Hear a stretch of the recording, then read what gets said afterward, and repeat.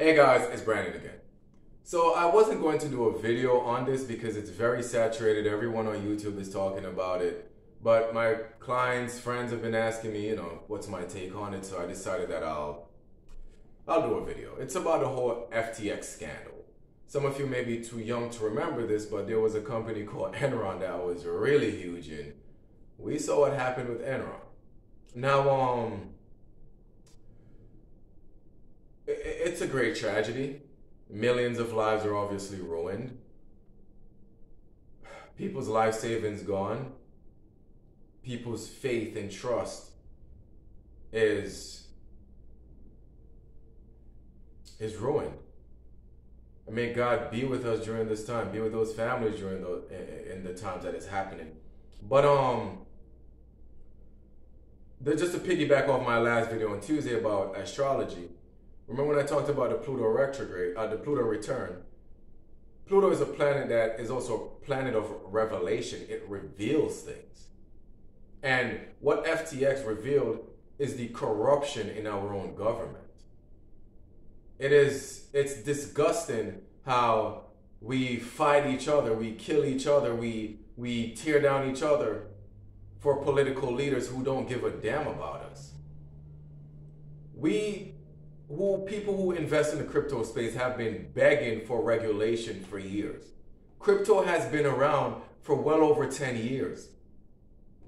Bitcoin has been around for 10 years. It is proven that it works. It's proved, like now it's proof that it's not a scam.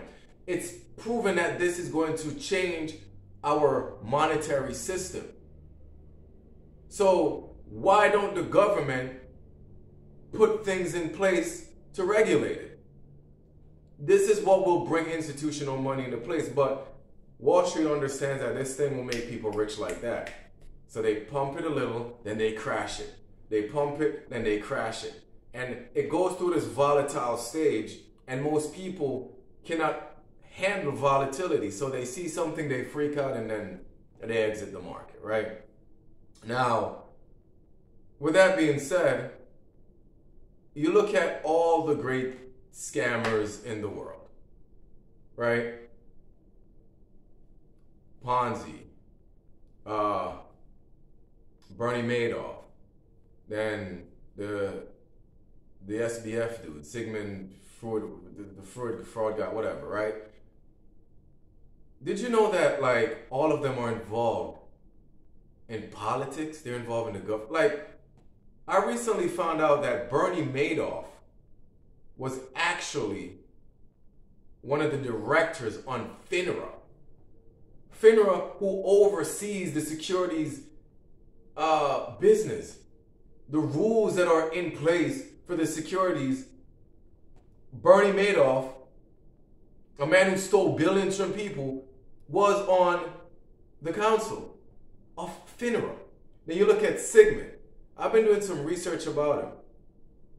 His mom and his dad are actually big in politics. That's why his name is hyphenated. Just learned that the other day from actually Robert Kiyosaki. His name is hyphenated. His dad was writing a paper and was trying to do we can't say that word there now. Dissertations of why we should live in a cashless society. And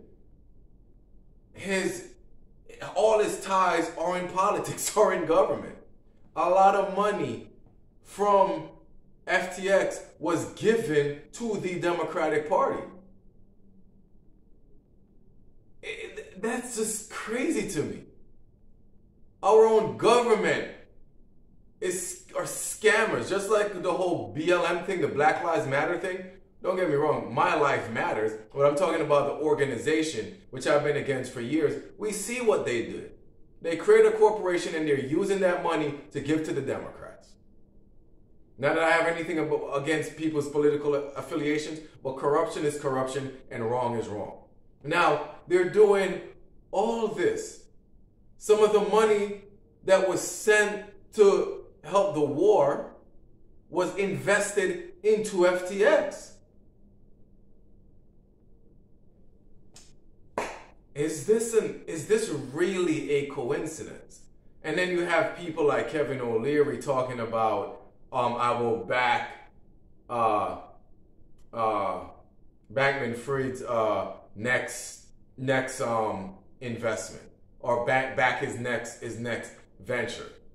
Like, what? This man should be in jail right now, yet he's walking around scotch-free. And what I think is that he's going to get bailed out. Something is going to happen there where he is not going to be as punished as hard as we think. It just makes no freaking sense to me how this all unfolded. This is just corruption at the highest level. But that's my 2 cents on it. And yeah. But what I do think is this. Bitcoin has been proving itself. It's been around for years. Now I have a rule. I don't put more than 50% in something, a mutual fund or companies, if they haven't been around for more than 10 plus years. Bitcoin has done that. And it's continued to prove its resilience, and it's continued to prove that it is a good thing. Now, what happened with FTX, what's happening with Genesis, what's happening with Binance, what's happening with the Bitcoin Trust, all that stuff, has nothing to do with the technology of Bitcoin.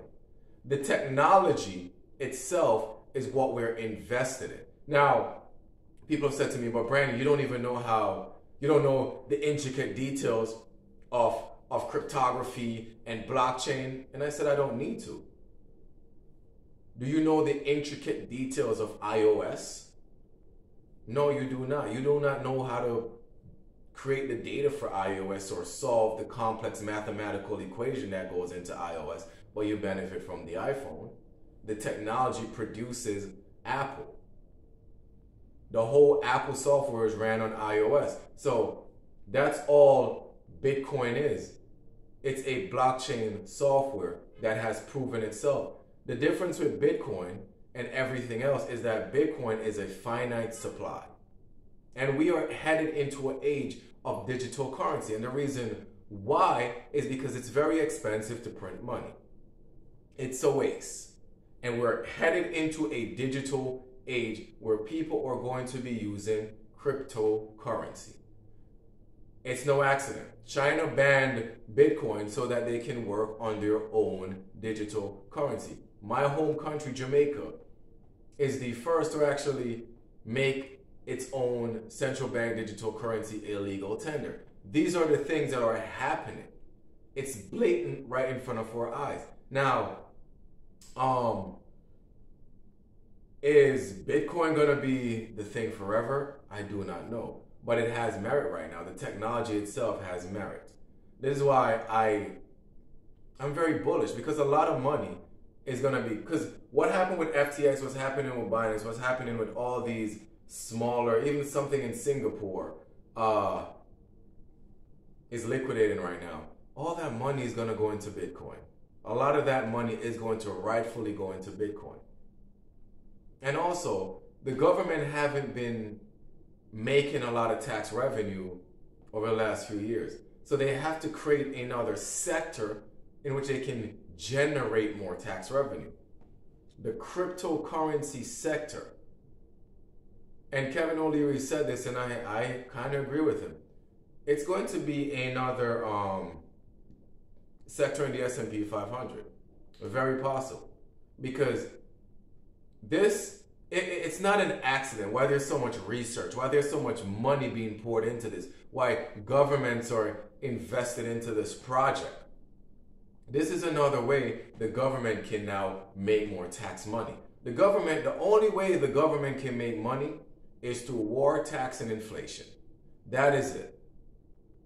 That's how governments make their money. So you have another sector now. People are making a lot of money in this sector. Guess what you now have to do?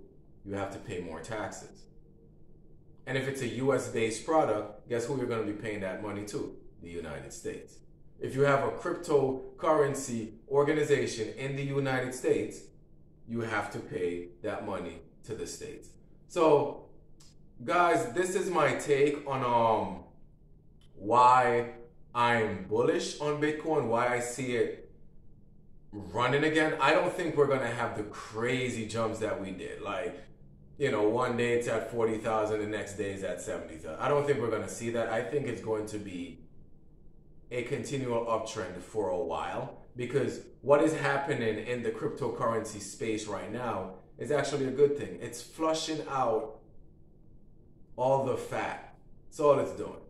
It's cutting out all the unnecessary nonsense that don't need to be there, the sex coins and the drug coins and all these nonsense, where people will have good technology to invest in. So guys, this is my video for today. Remember to like, share, and subscribe. Take care.